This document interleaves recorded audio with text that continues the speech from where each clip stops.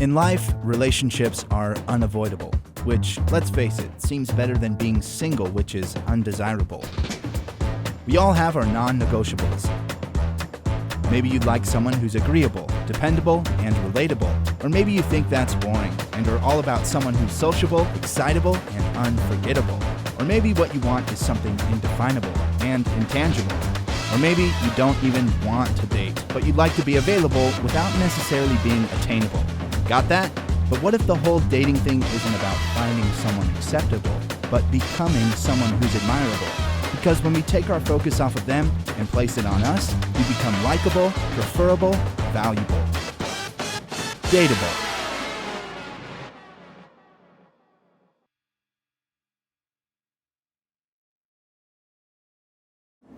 Hey guys, welcome back to Link Groups. We're in the second week of our new series called Dateable. And hopefully, whether or not you're in a dating relationship or not, you found this stuff to be applicable to you so far as to how to be a person who gets along well with other people. And that's kind of the main thing. Now, I know some of you guys are still out there looking for a girl to date. Some of you girls are looking for a guy to date. But the main purpose of this talk is, or these talks in this series, is not necessarily to find you a date. I'm not Mr. Matchmaker. In fact, if you guys know me personally, you know I'm not a big fan of dating.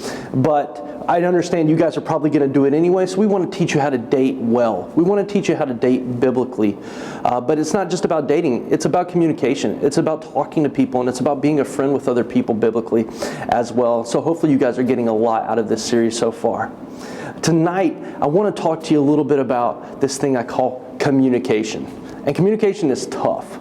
Communication is not easy. If it was, everybody would find it easier to be friends with people and have all the relationships that they want. But because communication is so hard, I found it even in this area in Michigan, it's difficult to make friends and have true friends. And I think a lot of it is because we don't know how to communicate biblically. We don't know how to communicate correctly from a spirit of humility a lot of times. And so we want to talk about that tonight. When I think about communication, I think about times when I haven't been able to communicate. So I've got allergies, you guys know that. And so sometimes my throat gets really, really sore. And I'll wake up in the morning and I can't talk. If I do talk, it hurts. And if anything comes out when I talk, it doesn't sound like me. It sounds really gruff, and it's hard to communicate at those times. If you're incapacitated to where you can't speak, life becomes very hard at that time. You can't tell people what you want. You can't tell people what you don't want. You can't communicate to them where you're going, where you've been. Those type of things, it can become really frustrating. You could learn sign language, but who has the time for that? And so it's just one of those things where if you can't talk, you're in trouble. And there's a lot of times I get in trouble because my throat gets sore and I can't talk. You guys recognize communication is key. If you want to be someone who is dateable, you better learn how to say the right things and when to say the right things. You better learn how to not just communicate verbally, but also communicate with your actions correctly. But you need to make sure that you become a student of communication, and not just to win a date, but also to be a better businessman, or to service your customers someday when you have a job, or to be a doctor who has good bedside manner. Those are all very important things. When you get to the stage of life, when you're an adult, and hopefully that date has turned into a marriage, you're going to need to know communication as well then, or more so than you do now. And so communication, you're not just learning it tonight. It's a lifelong thing. Within the frame of being dateable, you have to know communication, because here's what's going to happen. You're going to go on that first date, and nobody wants to be that person who goes on that first date and has no idea what to say on a first date. Because if you don't know communication, you might end up saying something like this: "Hey, you're almost as attractive as the last person I went on a date with." That's not going to cut it. Sorry, there's no date number 2 after that. You've blown your chance. Why? Because you were not a student of communication. You thought you were just going to go in there and wing it like you always have. And if you want to be dateable, you can't wing it on a date, man. You got to go in with a plan, and you have to learn how to communicate. Now, thank God for those of you who are hopelessly without a chance of ever landing a date. I've got some tips for you tonight, all right?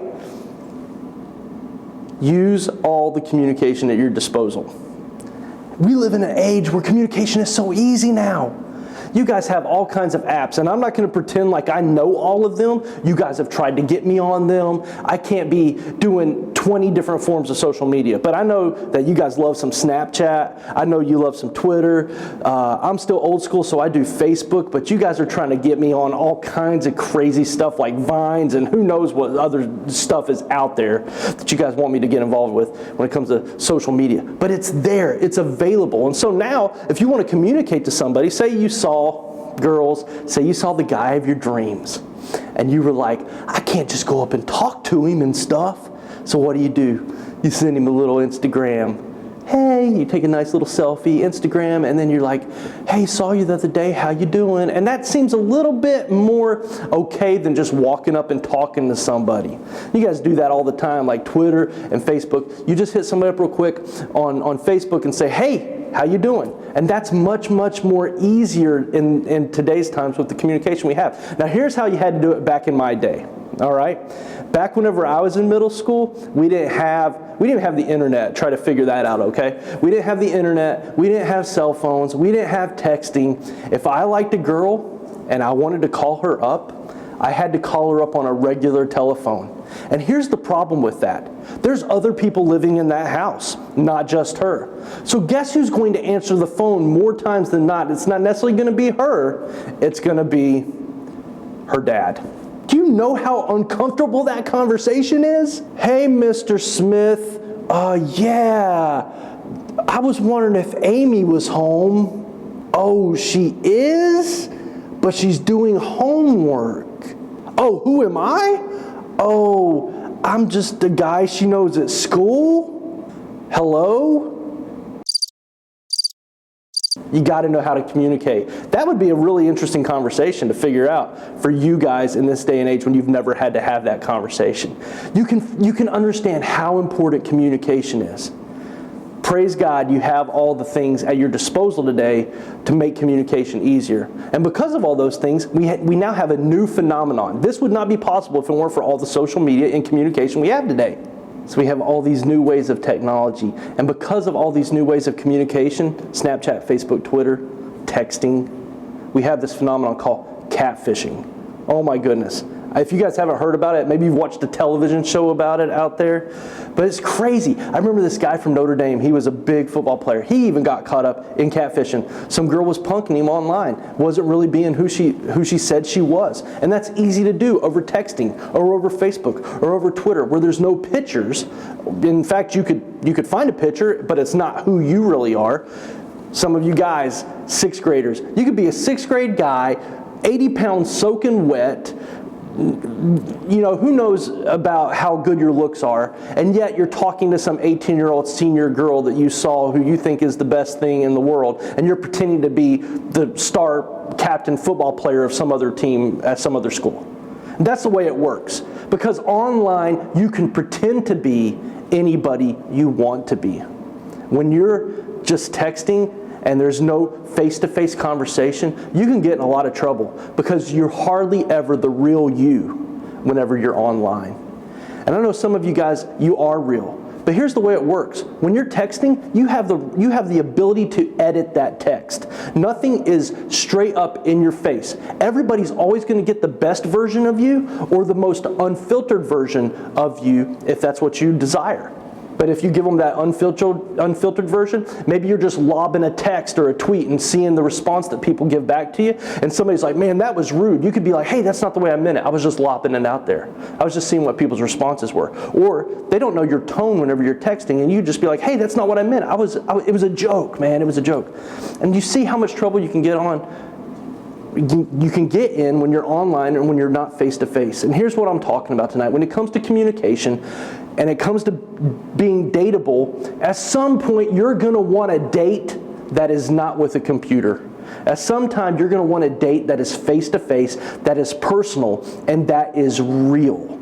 I hope we never get to the point in time where two people are sitting at a restaurant on different sides of the booth and the way they're communicating to each other is by texting. I hope we never get there. If we do, that'll be easier for some of you guys. But in the real world, it doesn't work like that. So if you're ever going to have to be face-to-face in a real date, you're going to have to learn how to have those communications. You're going to have to learn how to be unfiltered. You're going to have to learn how to be unedited. You're going to have to learn how to say the right things because it comes from your heart, not because it's planned. And you're going to have to learn how to, get this, apologize. Because when you're face-to-face and you're real, you're going to say some stuff that you don't necessarily mean or doesn't necessarily come out the right way, or you do mean and it came out hurtful, and you have to backtrack. And that's human. We can't live in this world where there's no apologies and everything is perfect the first time around. It's not the way it works. Communication involves all of that, and if you want to be dateable, you've got to learn it now. Don't be one of them people that's a catfish, that's fake, that's never who you say you are because all you do is communicate online. Let's learn how to bring it back face to face, and I promise you'll be somebody that's truly dateable. Let's talk about that more as we head off to our small groups and our coaches and our SLGs get with us and get us rolling. So we'll see you guys later. Have a good night.